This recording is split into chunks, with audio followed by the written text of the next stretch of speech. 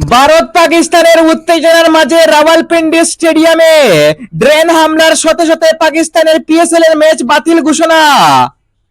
Operation সিন্দুরে প্রভাব, ধর্মশালা থেকে সরে গেল আইপিএল এর পাঞ্জাব এবং মুম্বাই ম্যাচ, বিপাকে দুই ক্রিকেট টিম। ভারত এবং পাকিস্তানের মধ্যে উত্তেজনার মধ্যে দিয়ে ভারতের প্রধান বন্ধু রাশিয়া ভারতের পাশে ফের দাঁড়িয়েছে।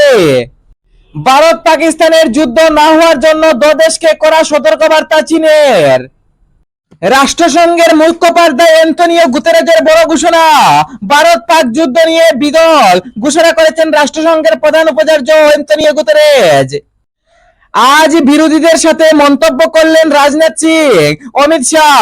আজ বৈঠকে খুব সুন্দর এবং সুষ্ঠুভাবে নেওয়া হলো পাকিস্তান এবং ভারতের যে কোনো সমস্যা।